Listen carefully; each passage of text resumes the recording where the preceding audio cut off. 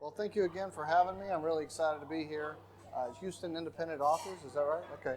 And I love talking to groups as much as possible. I love reaching out and meeting fellow authors, and this is exciting for me. But really, what I'm going to talk about today is how to market your book. That's the main topic. And a lot of authors struggle with this. I know I did. Still continue to work on it. It takes a lot of effort. But in this book and the topic today, I'm basically going to share with you all the things I learned, the good and the bad, things I tried that worked well for my book and didn't work well for my books, in the hopes to give you some ideas. That's all this is. And, hoping it'll be a discussion. If you guys have ideas or questions or thoughts, please chime in. You don't have to wait. But anyway, if you look in the handout, I really like to start this discussion with the formula I came up with, which is, I think, on the third or fourth page. I really should have numbered these pages. But anyway, if you look at the formula page, that's probably the most interesting thing in the book, is I thought about all these things I did to sell books. Do they have some common theme or a common formula that I could sort of put them in the same categories? And I came up with these three buckets of components, if you will. And so in my mind, the formula works as, number one, you have to have an appealing book.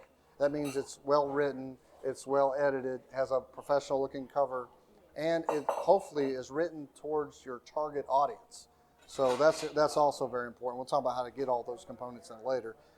Second piece is you have to have social proof, because you're selling these books online. A lot of people do. I'm on Amazon, like many of you. And so you're selling to strangers, and they're not going to be convinced to put up their hard-earned money for your book unless they know that what you're promising them is going to come true, right? So you need social proof. You need reviews from customers.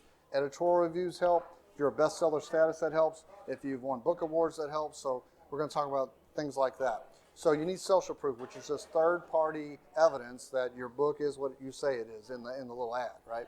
And then the last piece is visibility, and that's about ads, doing speeches like this one, just reaching your target audience. Social media is big.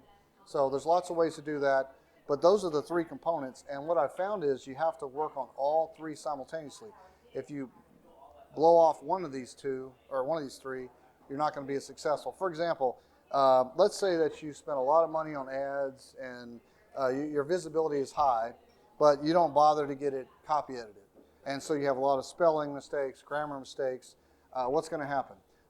First couple of readers are going to read it and go, oh, this is horrible. I can't get through this. This is terrible. They're going to leave negative reviews. So there goes your social proof, and then there go your sales, right?